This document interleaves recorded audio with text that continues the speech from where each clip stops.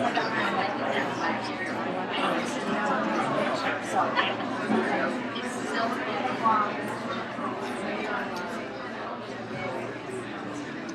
afternoon, ladies and gentlemen.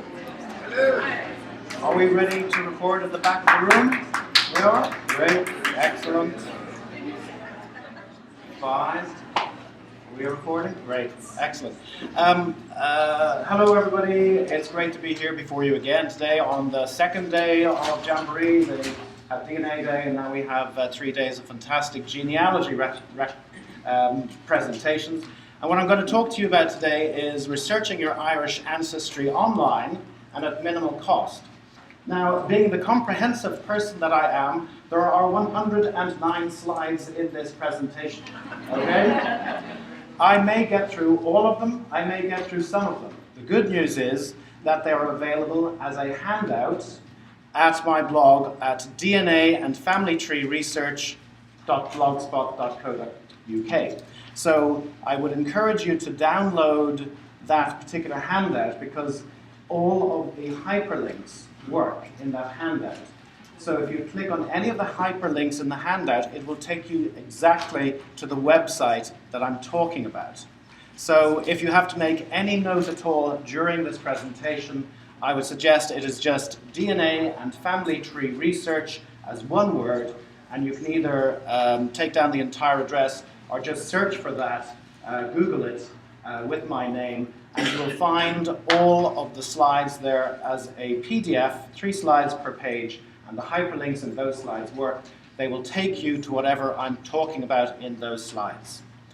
It is a one-stop shop for your online Irish ancestry. I hope, okay? That was certainly the intention anyway, is to try and make things easy for you. And this is being streamed as a video, so this video will be available on the SCGS website as well. So for all SCGS members, you will be able to see this presentation again. Now I'm going to run through a lot of these slides. I will only spend a few seconds on some of them. I'll spend a little bit more time on others. Are you ready for the journey of your life? Good. Okay, well then I'll get on with it. To start off with, let me turn on my clicker. That will make a change. The Irish Genealogy Toolkit is Claire Santry's version of a one-stop shop. You should also refer to this.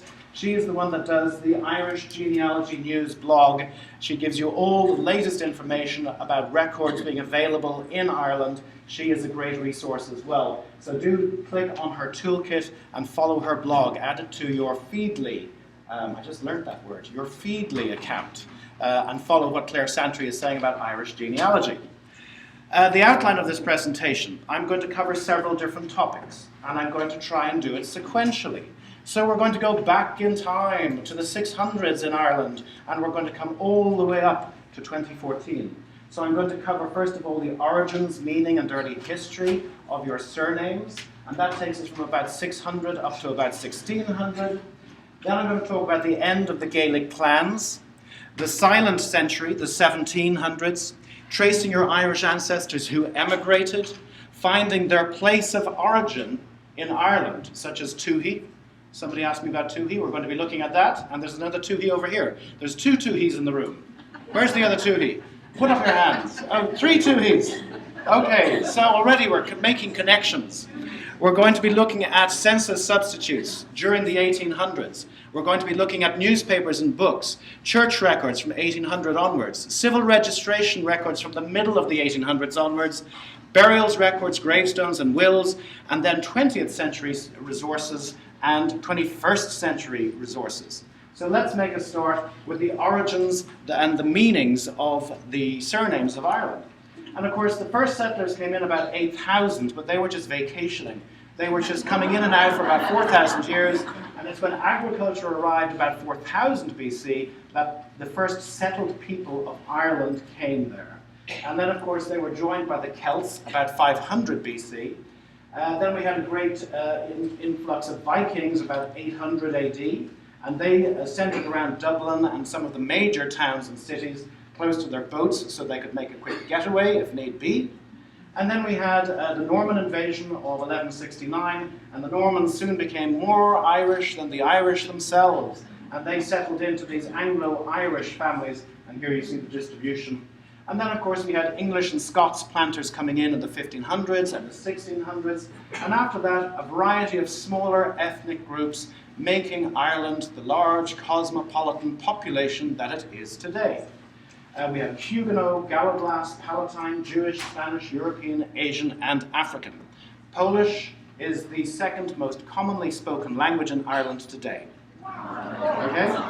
There was English, then there was Irish, but then the Polish came in with the opening up of the European community, and Irish is now third place to Polish. So the scenario of Ireland is changing quite considerably.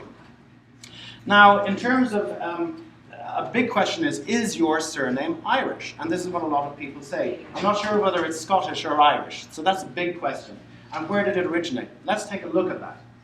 There are several ways that you can find out. You can go to surname dictionaries, and there are a variety of surname dictionaries available. The most widely respected are the ones by Gleason and by Wolfe. People tend to criticize O'Hart, so you have to take O'Hart with a larger pinch of salt than you might do with other surname dictionaries. And there's one online by Michael Electoral, and the reason I put it up there is because the whole thing is available online, and that's a good starting point for online research. Now, here is O'Hart's version, which is available in full on Google Books.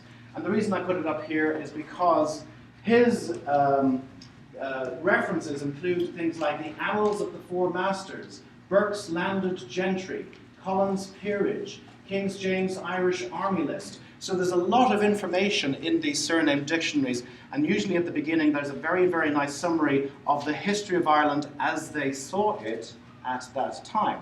So again, it's of interest for you if you want to do some general reading. And this is the contents of his particular book, and like I say, all of this is available online and for free. And we all love free things, don't we? Absolutely. Another one that's available online for free is this one here, the Book of Irish Families, Great and Small by Electoral. And for example, if I look up Gleason, which is my surname, there are 3 references to it. I just put it in the search feature here, over on the left-hand side in Google Books.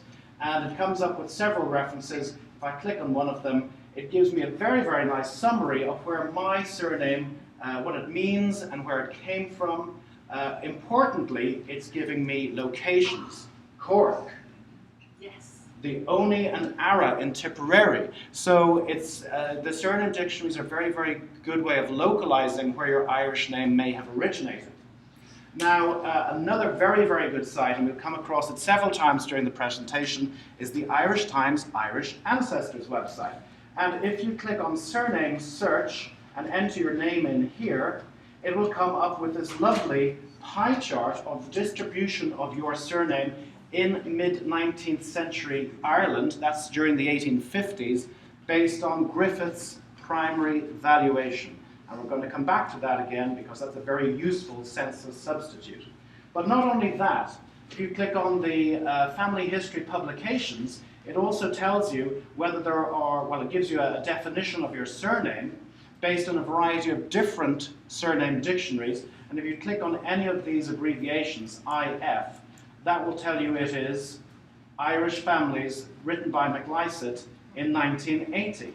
So this is a very good website that summarizes several surname dictionaries and puts it all in the one place. So you can see what each of these surname dictionaries is saying about your surname, and you can also see if there's any kind of inconsistency between the reports, which will kind of be a kind of a warning to you just to be a little bit cautious about interpreting this data. So, and then these are the abbreviations for the actual surname dictionaries themselves, and you can see that they use about 8 different surname dictionaries on this particular website. This is completely free. Another place that you can go to is the Clans of Ireland website, because there are many different clans in Ireland, and some of them have come together in clan societies. And they have reached a state of development that they are registered by the Clans of Ireland website. The president of the Clans of Ireland website is the President of Ireland, Michael D. Higgins. So this is a very prestigious collection of Irish clans. Does anybody see their name up on that list? We have one, we have two, we have three. Okay, we're making connections all over the place here. So the advantage of actually going here and clicking on that is that you may find that somebody, or even several people, know the entire genealogy of your family name. And this is a shortcut to centuries of genealogy. So very well worth checking out. The other way that you can find out if your name is Irish or Scottish or some other source is to use surname distribution maps. And to answer specifically whether it's Irish or Scottish, I would preferentially go to this one here, Public Profiler. And we'll take a look at that in a moment. But the first one, the Irish Ancestors Surname Distribution Map, is based on Griffith's valuation from the mid-1800s. 1848 to 1864 was Griffith's primary valuation. The reason I say primary is because there was a secondary, tertiary, quaternary. Primary means the first valuation. There was a second, a third, a fourth, a fifth, all the way up to the 1930s and 40s. And we're going to talk a little bit about that because it's very useful for either tracing up from the middle of the 1800s or starting in the 1900s and tracing back. So that's Griffith's valuation. The forebears surname distribution maps are based on the 1881 census in the UK, the 1901 census in Ireland. The Irish origins surname distribution maps are based on the 1911 census, but specifically farmers in the 1911 census. Where did the farmers get their land? From their fathers, from their fathers, from their fathers. So centuries of land ownership are reflected in these surname distribution maps from Irish origins. Let's look at the first one. And we've seen this picture before. This is again the Gleason households in mid-19th century Ireland. If we click on surname map, this is the kind of map that you get. And with the Gleason surname, it would appear that there's a very heavy concentration in Tipperary. And this is perfectly in keeping with my family tree because my great-great-grandfather came from Tipperary, and so this is perfectly in keeping with my own family. But if you've got if you're American and you've got Irish-American ancestry, certainly using these surname distribution maps will give you a place to start your search. Because if your name is Gleason, the most likely place it came from is Tipperary. So that's a place to start your searching. It could have come from other places in the country, but you want to go for maybe the most likely location first of all. It also gives you your surname variants here. So there's various variations of Gleason. Here's an old one. Gleason is an old variant of Gleason. The other thing you can do is you can click on these links in the sidebar. So for example, here are some Gleason family histories that have already been published. So if you search for your name on this website, you may find that somebody has actually already written an awful lot about your particular surname. Very, very, very useful information. This is the forebears website, and again, you can see that it kind of replicates for Gleason this preponderance in Tipperary, but it also gives you the preponderance of Gleasons in the UK, in England, Scotland and Wales, and you can see there's a lot of them in Liverpool. And of course a lot of Irish, when they emigrated to the UK, they went through the port of Liverpool and stayed in that area. So that's the forebears website. The Public Profiler website will also give you England, and here again you see this preponderance of Gleasons around the Liverpool area, but it will also give you the world distribution of Gleasons. Look at the heavy concentration of Gleasons in Australia. That suggests to be that many of my ancestors were transported there for being criminals, stealing sheep and pigs, the nerve of them. And you can see there's quite a few in America as well, North America. You can look at a European view, and you can go down even further into each country in Europe. So if you're not sure at all where your name comes from, this is a great way of finding out where in Europe it may have come from. Public Profiler. It also tells you the top countries and the top forenames that are being used. So all of these websites do give you some very, very useful additional information. Play around with them, click here, click there. You'll find lots to give you hours of happiness. Hours of happiness is what we're looking for. So this is one way of finding that. The Irish Origins website is also very useful, like I say, based on farmers. Here it says Carroll is in 4 distinct clans. If you want to, you can combine 2 separate surnames and see where they intersect on these maps. So for example, if you know that your brick-walled great-great-great-great-grandfather was a Fitzgerald and he married a Toohey, you'd look for the Fitzgeralds on the map, the Tooheys on the map, and see where the area of intersection is. If you want to take it one step further, you can do your Y-DNA testing and look at your surname matches that don't share your surname, and then you can use that match mapping technique as well with the Y-DNA, because those surnames that are different to yours that you do match are either non-paternity events, which means that there was probably a neighbor that was sneaking into the house when the husband was leaving the house, but he would have been from the same genetic group as the true father, or else it was before the time of surnames. So, and again, from the same general genetic pool, and that will give you an idea of, that'll help with your intersecting of these different surnames to find out where is the most likely place to start my search for my Irish ancestor. Another place to look is this University College Cork website called the Atlas of Family Names in Ireland. And the reason I put it up here is because this is based on a Pender's census from 1659, the 1659 census. So that's 200 years previous to Griffith's valuation. The drawback here is that even though the maps are really, really good, they've only done them for a very limited number of people.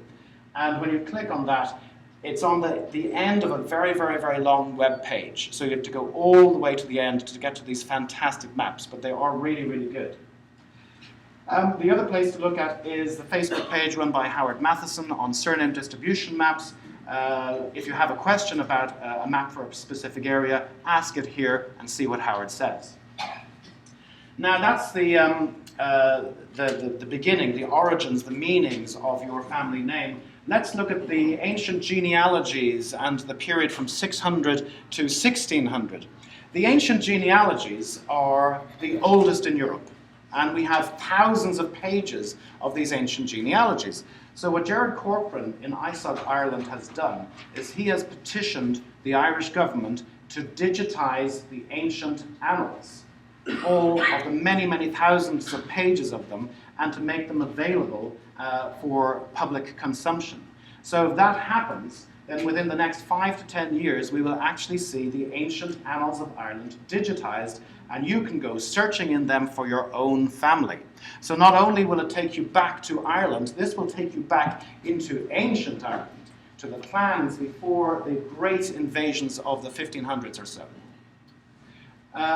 The end of the Gaelic clans was marked by the Catholic Rebellion of 1641 and the subsequent conquest of Ireland by Cromwell. And in that period of time, land ownership saw huge changes. So for example, on this excellent website run by Trinity College Dublin, and based on the Down surveys and the civil surveys, they have these wonderful maps which show that Catholic land ownership was 42% in 1641, Protestant land ownership was 42% in 1641, but in 1670 it had changed completely. Catholic land ownership had dropped to 16%, and Protestant land ownership had increased to 70%. Now, during this time of the conquest, the population of Ireland fell from 1.5 million to 900,000, a drop of 40% in the Irish population in the space of 20 years. A lot of it was due to famine and death. A lot of it was due to people being exiled and emigration. But that was a 40% drop in the population. Compare that with a 25% drop in the population during the Great Famine of the 1840s. So proportionally, this had a much more drastic effect on the Irish population than did the Great Hunger and the Great Famine. But this is an excellent website, and it also has the 1641 depositions, which are the witness statements made largely by Protestants against the Catholics in 1641. Some of it was true, because there were atrocities on both sides. Some of it is hyperbole, and I've spoken about hyperbolics before. But if you read here, driving men, women, and children by hundreds upon bridges, and casting them into rivers, who drowned not were killed with poles, and shot with muskets. So there was a huge amount of atrocities, there was a huge amount of resentments, and it's no wonder that Cromwell came in and said, we are putting an end to all this, and he did his conquest of Ireland, and there were, again, more atrocities. It was a terrible time. But the wonderful thing about this particular website is that if you go to this particular page, the landowners page, you can actually see the difference in land ownership between 1641 and 1670. And I've been able to trace some of my ancestors who came in shortly after Cromwell to this time, and I've been able to see what land they had in 1670 and who owned it previously in 1641. So it's a great way of looking for anyone who has had English or Scots coming into Ireland. If I did a search for the old spelling of Gleason, Gleason, and I just put in G-L-I-S, it comes up with English, English, English, English, and the Catherine Borges has English in her family tree, so I have to talk to her about that. I think I might have found somebody for her. But there are two Gleasanes. There's a Murrah Gleasane and a Tithe Gleasane. And if we click on Tithe Gleasane, we see that he owned 3 parcels of land in Tipperary. And if I click on the map, here it shows Tipperary over there. And if I can go in a little bit further just by using the plus arrow and the minus arrow, it takes me down into Tipperary to these 3 parcels of land that Tithe Gleasane owned. And if I go down even further, it gives me the townland. It gives me the owners in 1641, the owners in 1670, the county, the barony, the parish, the details of the actual land itself, 24 plantation acres of unprofitable land, 356 forfeited acres, and it also has mention of the 1659 census. There is a wealth of information in this particular website, and I think it's really, really interesting to explore our earlier roots back in the 1600s using this information. 1659, Pender's census used to be online, but that site has stepped out for a bit. Now, I clicked on that link again last night, and it's still not there, but I'm hoping it does come back because it is a free resource, and it'll tell you who was living in Ireland in 1659, and it covers the entire country. So hopefully we have not lost that resource, but do click on that from time to time in the handout and see if you can actually get into the site. That brings us up to the silent century, the 1700s. Now, they're called the 1700s because there is very little documentary evidence available for this particular century. So we're forced to look at scraps of information here and there, and a good place to start is the Census Finder website, which has compiled census records for all of Ireland, but also it gives you what scraps are available for each individual county. So you can see there at the bottom that it mentions County Antrim. It goes through each of the Irish counties in turn, and it'll tell you what census substitutes or what censuses are available for Ireland. So this is a good place to start. The other good place, and everybody should buy this book and have it as their Bible, is John Gresham's Tracing Your Irish Ancestors. Now, John writes for the Irish Times, and he runs the Irish Times Ancestors website. So he is the genealogy expert, the genealogy guru, hired by the Irish Times to look after their genealogy website. And a lot of the information that he's written in his book also appears for free on the website. Now, you can either buy the book at Amazon, and it costs $22.93, or you can get the previous edition on Google Books, at least parts of the previous edition. So it's good to look at the previous edition on Google Books for free, and then at some stage purchase the entire book. His website on the Irish Times site also gives a list of 18th and 19th century census substitutes.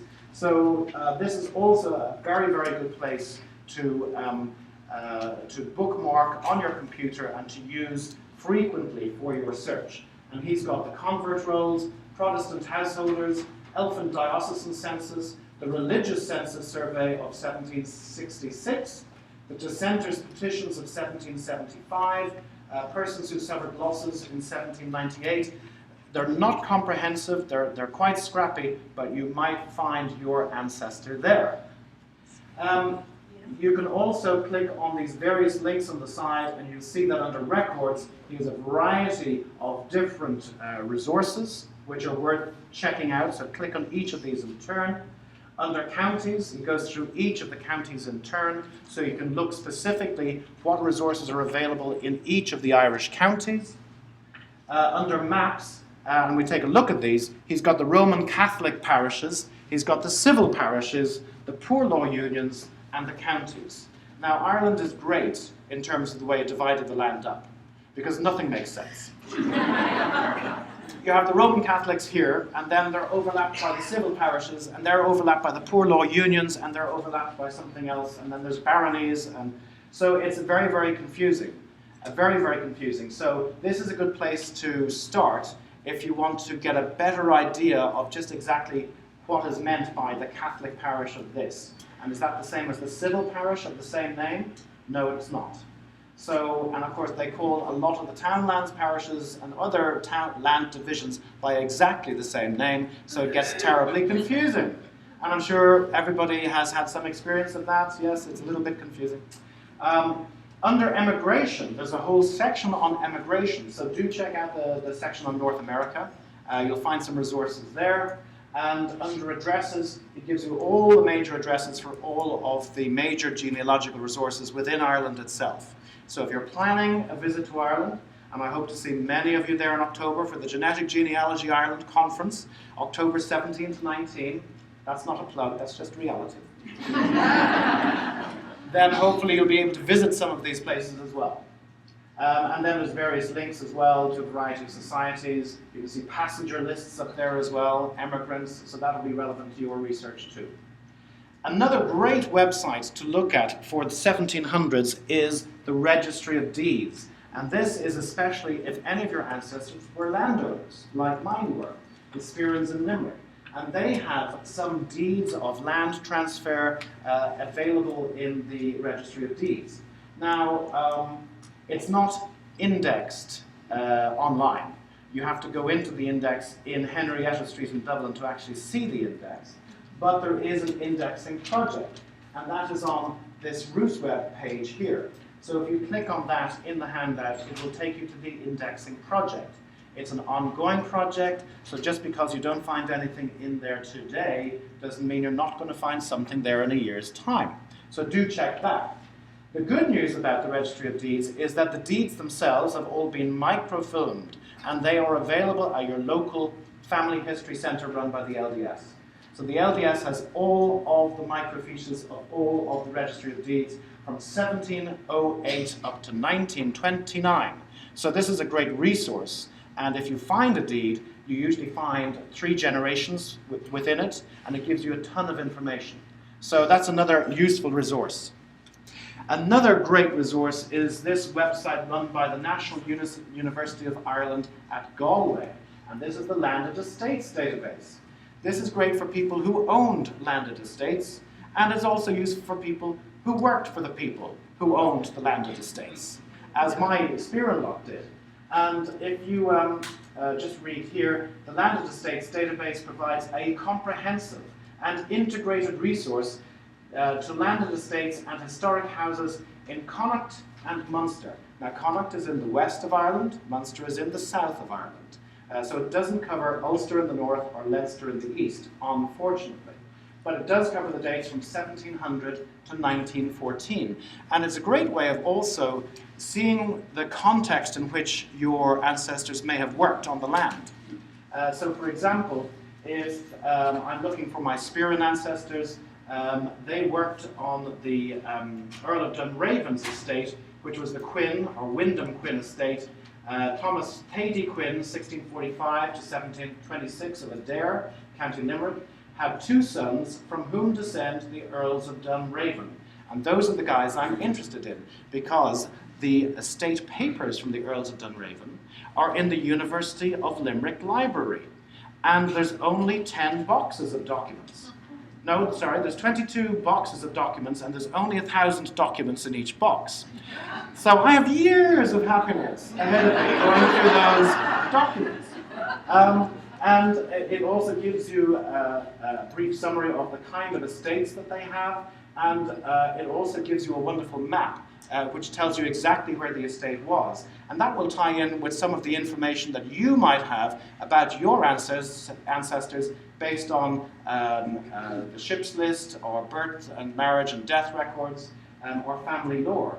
And it also includes these wonderful photographs. And this is Adair Manor, and my Spearin ancestors lived in the shadow of Adair Manor. They didn't live in Adair Manor, they lived in the shadow of Adair Manor. But I still love the photograph. Now, a lot of Irish ancestors emigrated between 1800 and 1940. And if you go into the census record, it just says that they came from Ireland. And the death record says they were born in Ireland. And there's very little information about where in Ireland they were from. But there are various ways that you can find out.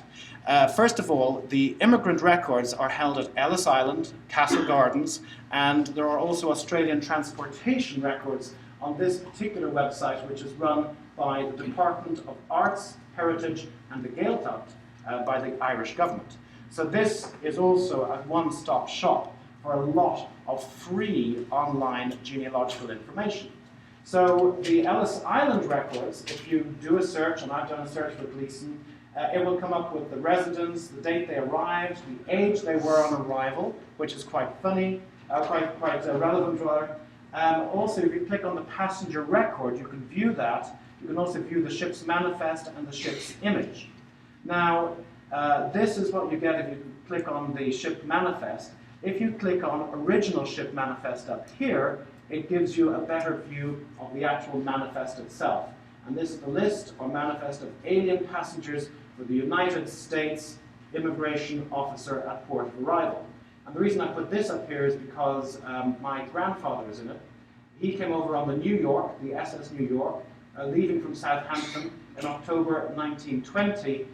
You won't be able to read it, but it says Gleason, John, calling or occupation, he was an engineer, and has various information here. It also has the person that he was going to see, who is Mrs. Amber, and it gives her address. So it's a wonderful way of tying people together. He had to leave Ireland very, very quickly because he was on a death list, he was told. So a couple of days later, he had everything packed, and he went off to America for a year and a half. So there's an interesting story behind a lot of these people that came over. He later came back over to Ireland, and I am here today. So that is the Ellis Islands records. The Castle Garden records, if you go to the website, you can put in the name of interest, you can play around with the search, you can put in specific dates, and it will come up with this type of printout, which is not the original. It is a transcript of the original, but you still might be lucky enough to find your ancestor there. There's various other emigration databases or shipping list databases that are available that you should consider searching. If you don't find them in either of the Ellis Island ones or the Castle Garden ones, you could try the Dunbrody Famine Ship and Irish Emigrant Experience database, and that's the link there. And it was covers the years 1846 and 1890 for New York, and for Boston, Baltimore, New Orleans, and Philadelphia, the database covers the famine years 1846 to 1851. So again, it's not as comprehensive as perhaps Ellis Island, and Ellis Island was, let me go back and show you the dates. Right, Ellis Island was 1892 to 1954. Castle Garden was 1820 to 1913. I would imagine that most people here would have had ancestors coming through Castle Garden rather than Ellis Island. And like it says here, the dates for the Irish Emigration database, 1846 to 1851, except for New York, which goes up to 1890. Again, worth checking it out and seeing if you find anybody in this database. And this is the kind of readout you get. It doesn't have the original, but it does give you a printout of a transcription. Other ones are the access to archival databases. The The Famine Irish Passenger Record Data File, again from 1846 to 1851. It has about 600,000 people. That's the link there. And that's the kind of search field that you put your data into. There's also the Journal of the American Irish Historical Society. And these are available online for free, volumes 1 to 22. And some of them have passenger lists. So if you've tried everything else, you can try these ones as well. You will have to search through the journal articles to actually find them. Then the ships list can also be useful. This is quite a famous website that many of you will be familiar with. And the other website is Cindy's List. So, and then of course you can Google as well for ship lists too. The next one is on United States newspapers, because these can be very, very useful for tracing your Irish ancestors. Because frequently newspaper adverts that appeared in the Irish newspapers were repeated in the American newspapers. So the American newspapers re-reported a lot of the stuff that was reported in Ireland. And I've come across in my own family a death notice, and at the very end of the death notice, American papers, please print. So they will actually, there was that tendency, that culture of repeating the printing in the American papers. And Family Search is very, very good for giving you an overview of a particular resource. So with United States newspapers, Family Search has a very, very good summary of what you can find in the US newspapers. And also they have links to some of these newspapers. So I did a search for Gleason, and I came across, in this city, September 10, 1900, Martin, beloved son of Margaret and Martin, we have his parents. Brother of Patrick, Michael, Philip, Nora, Annie, Josie, Dennis, James, and Daniel, we have all his family. A native of Nina, we have his place of origin. County Tipperary, Ireland, age 24 years, we have his date of birth. Bingo. So you might be lucky enough to find something like this about your ancestor in American papers. The other great place to look is the New York Immigrant Savings Bank. And this is there's a dollar sign there, that means you have to pay. If you have an ancestry account, or if your local library has an ancestry account, you might be able to get it for free. Go to the New York Immigrant Savings Bank. You have to go to the search function, just hover over search, click on card catalog, and that gives you a complete list of all the databases in Ancestry. If you do a search for New York Immigrant Savings Bank, this will come up, and you might be lucky enough to have this kind of entry. The date is March the 17th, 1862. There's the actual number of the bank account with the bank. There's the name, Mary Witters, and her signature. The residence is 15 Jacob Street. Her occupation is nun.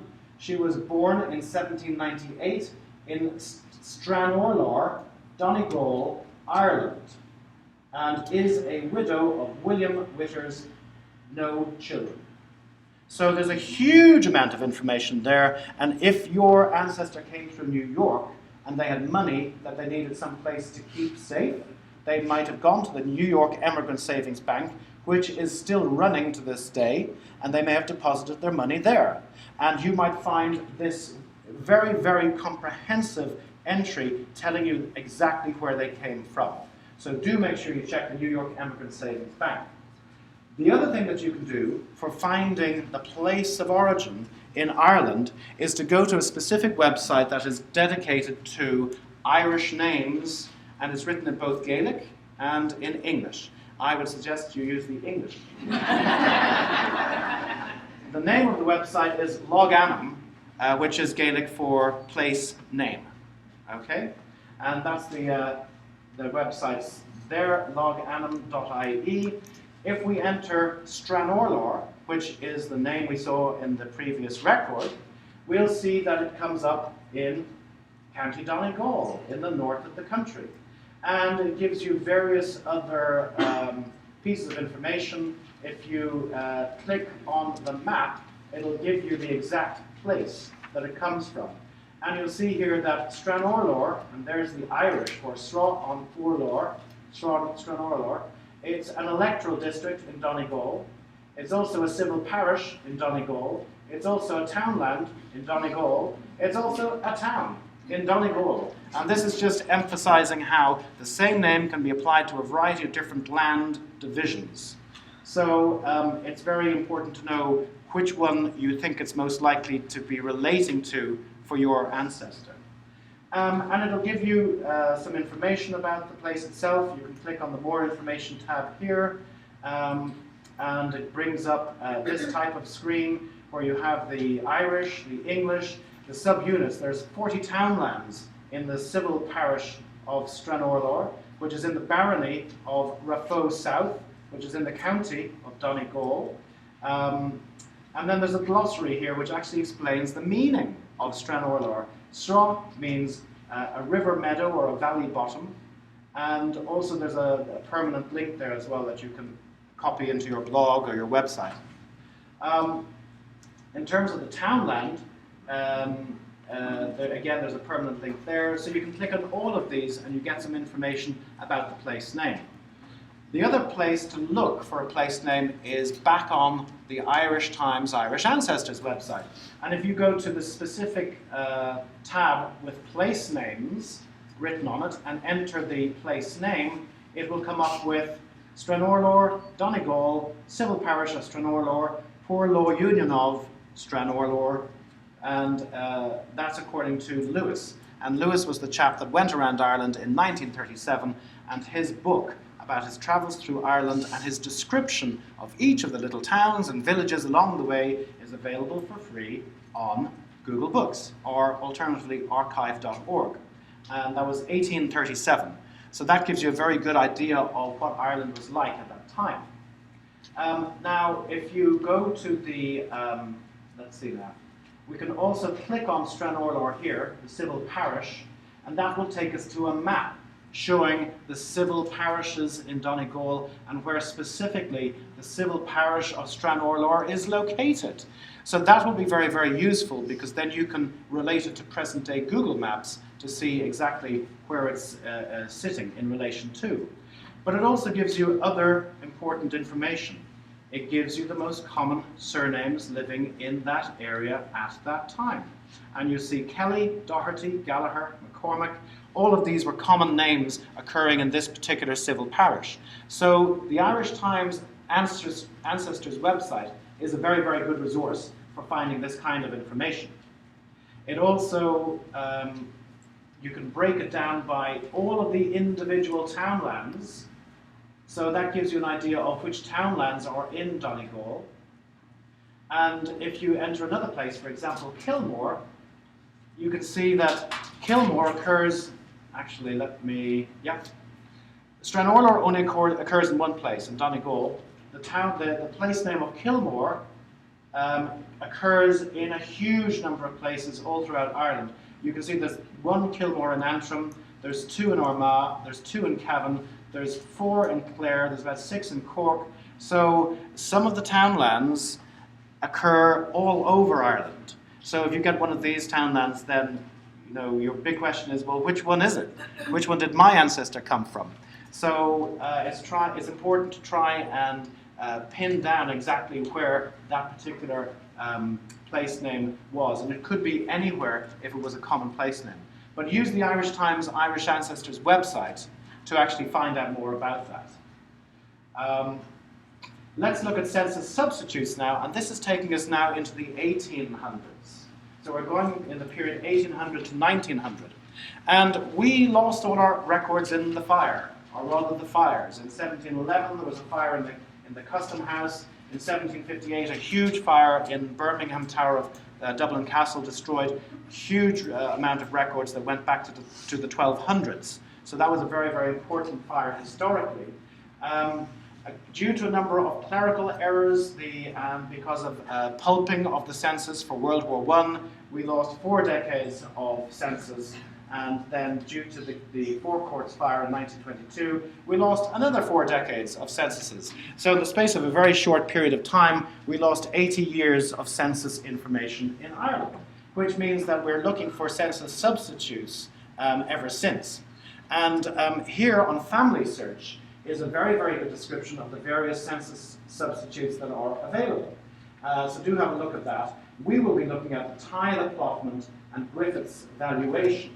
Now, they are available on the Irish government website, so you would just need to go to this irishgenealogy.ie website and click on Tithe allotment records. Also, Griffith's valuation is there, and that brings us up to the 1850s, because the Tithe allotment records are around about the 1830s.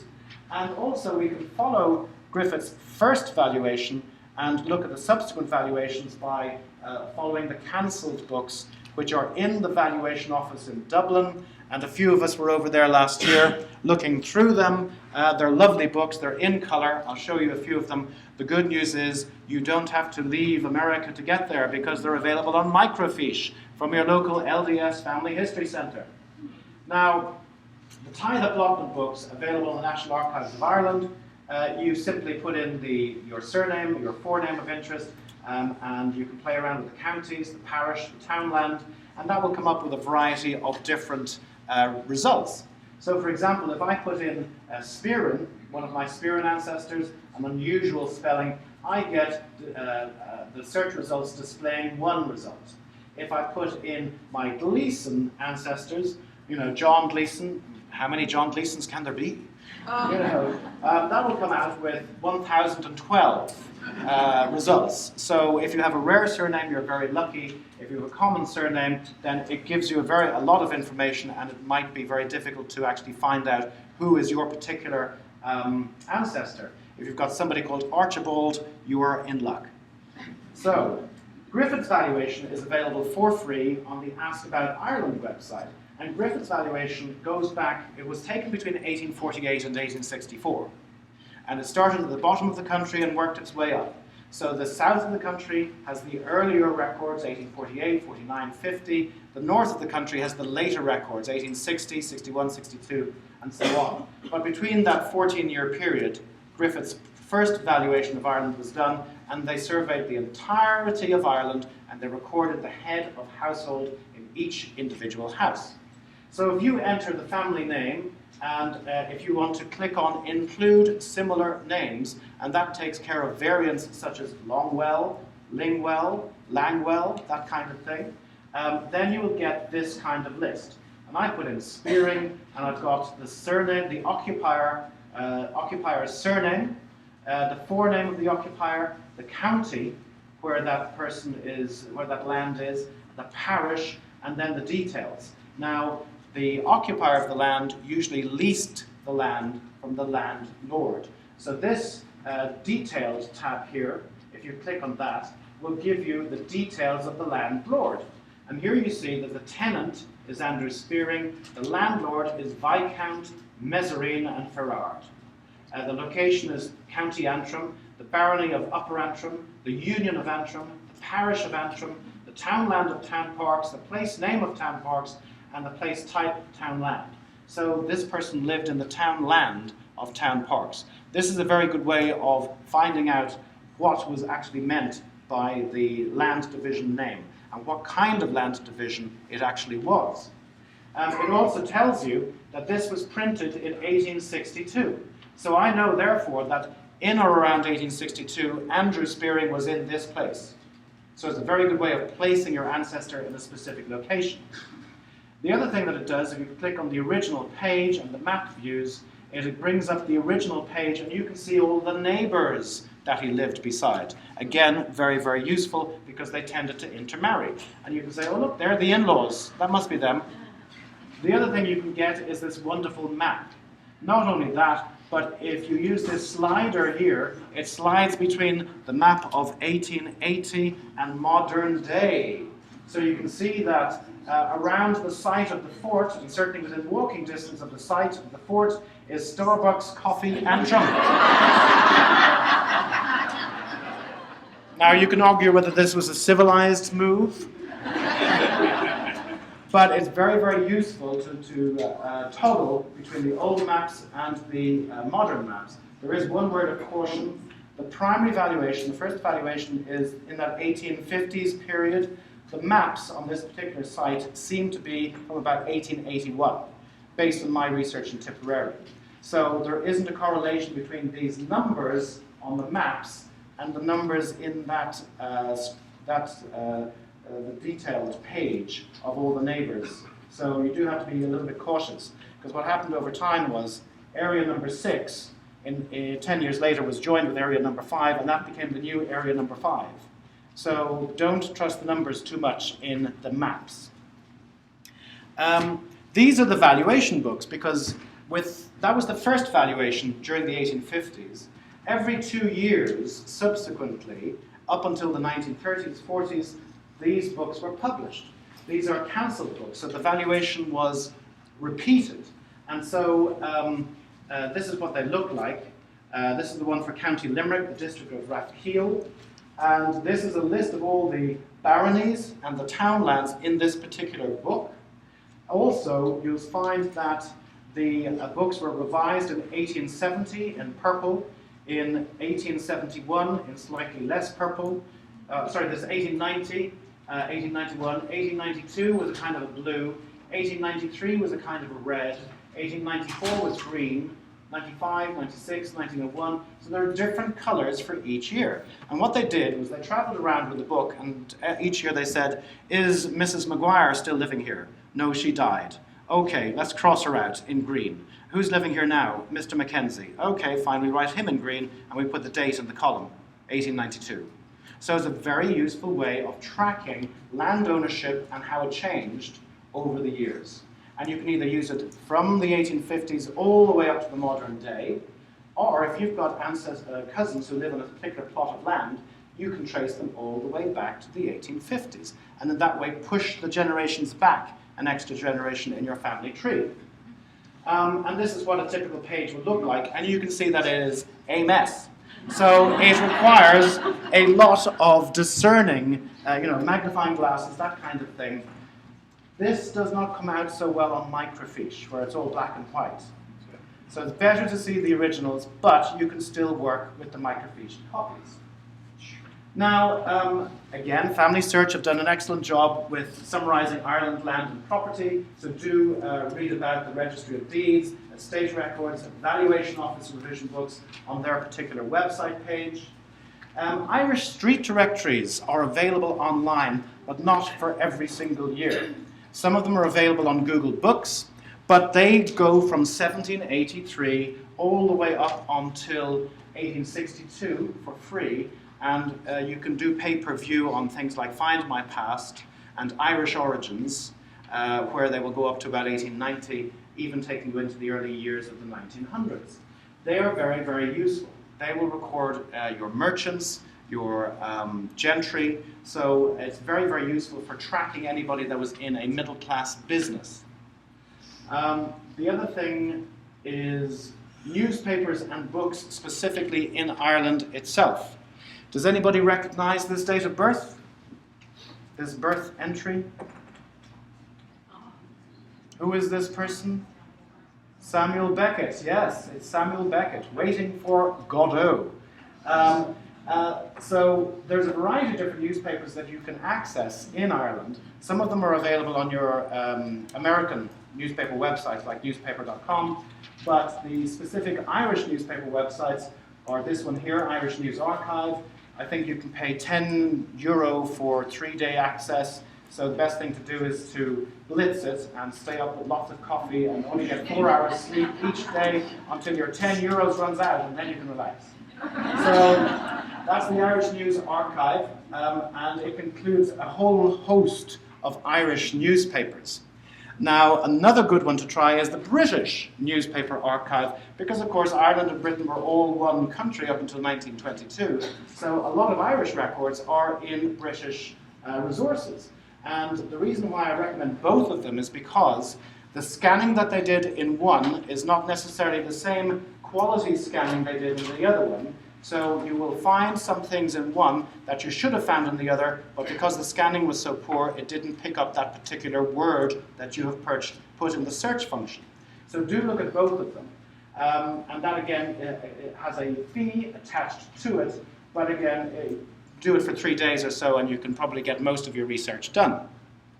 The Irish Times website is also very, very good. That started in March 1859. A lot of the Dublin people would have put entries in the Irish Times. So I found lots of information about my ancestors in the newspapers. As I'm sure you know, newspapers add the flesh onto the bones of your ancestors, so do take a look at those. Now, Google Books is, again, another very good place for finding information about your ancestors, so is archive.org. So if they were in any way famous or infamous, then you might actually find that somebody has written something about them. Church records. Now, Catholic naming conventions. These were very, very popular in the early 1800s. The first son was named after the father's father. The second son was named after the mother's father. The third son was named after the father. The fourth son was named after the father's eldest brother. And the fifth son was named after the mother's eldest brother. That was the convention, but families changed it to suit their own particular needs. You know, some families said, we are not having another John Gleason. We're going to skip and we're going on to the next one. So this can be very, very useful circumstantial evidence. If you don't know who the parents of your Irish ancestor were, then maybe there is some, you can look at their children. Look at their children. What do they call their children? Because the firstborn son might be the father's father. The second-born son might be the mother's father. So it's a very good way of creating a fantasy family tree and then looking to see if you can confirm it with circumstantial evidence.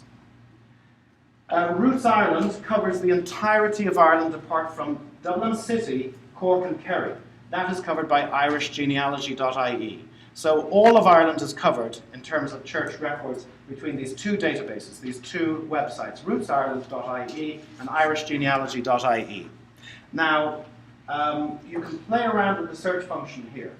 I put in Gleason and it's got 9 million records, baptism records, 4 million marriage records, 1.7 million death records, etc. If I put in Gleason, it comes up with 14,000 Gleason baptisms. I can refine it by a variety of different means. There's 33 Morris Gleasons in the whole database, and I can refine that further by putting in the first initial of the father. Now you can do this with the first names, but not with the surnames. And this is very useful because what you can do is you go through each letter of the alphabet, and you can narrow down, if you know that you're looking for a Morris Gleason born to somebody whose father was M, then you can narrow it down that way. So it helps you narrow it down to 10 matches, and then if you put in the mother's first name and say it was B for Bridget, then this will actually tell you that there are no records for Bridget, but if I change it to Bridget, it comes up with one match. So if I knew that my Morris Gleason had a father called Morris and a mother called Bridget, then I could actually narrow it down to a single result, and then I could buy that result. And that saves you money. This is a paying website. The other one for Dublin, Cork and Kerry is free, and it's run by the Irish government. Hopefully this will be free in the next couple of years. It should be, because that's what they promised. But we shall have to wait and see. So I'm going to flick through a few of these. You can really have some fun playing around with it, and this is what you'll get at the end. If you click on View, you have to pay 25 credits. So that's important to play around with the search functions to actually try and narrow it down to the most likely. And when Gloria and I did this the other day, we found her Joyce family in Kilkenny in a matter of 10 minutes.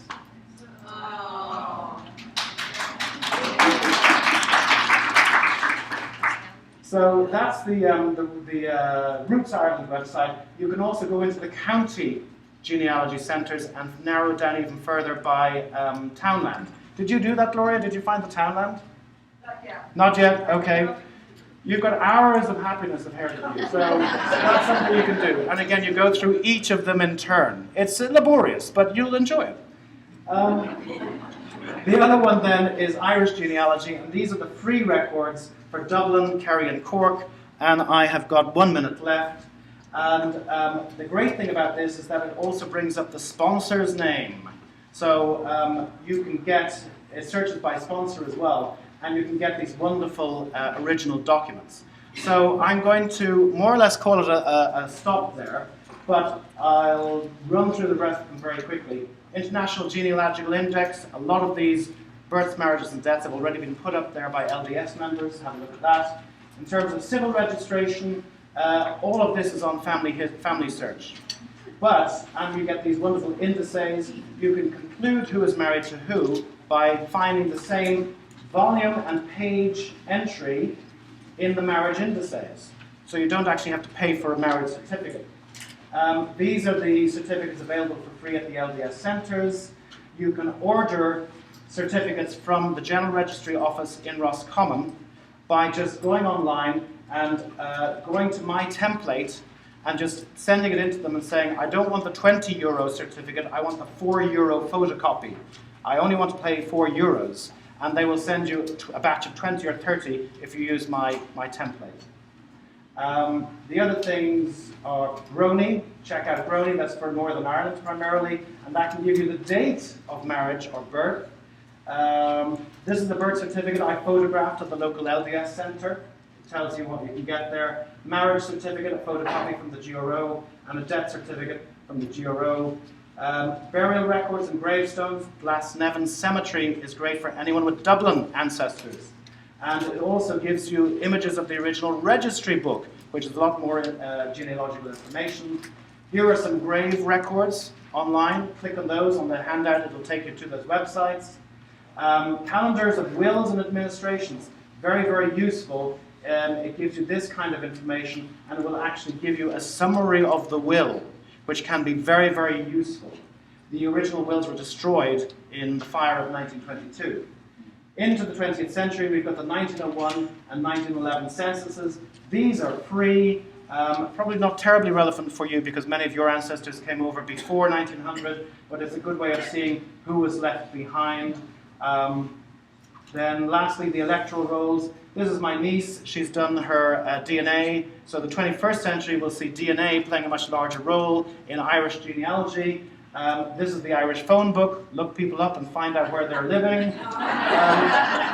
Look for obituaries in the Irish Times. They cover the last 5 or 6 years, so you might find something good there. A lot of these pay-per-view sites are available at your local library, so you might not have to pay anything. You can just go to the local library and take photographs of the screen. And there's a variety of different blogs. The Genealogical Society of Ireland, very, very useful. Irish Genealogical Research Society, both of those are the prime societies for genealogy in Ireland. Join both of them. Also, Ireland Reaching Out will help you with your research. It is a network of volunteers all across Ireland. Make sure you check this out. Leave a message, they'll answer you. Back to Our Past is happening in October in Dublin. It was very successful last year. It's only $7 per day, so you will spend $21 for a 3-day exhibition and conference, including a whole rake of DNA lectures, but also general genealogy lectures on Ireland.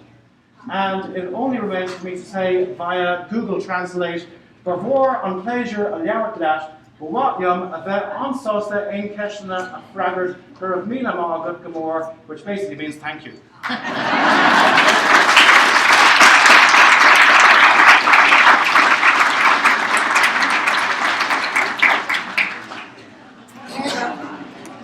Thanks very much.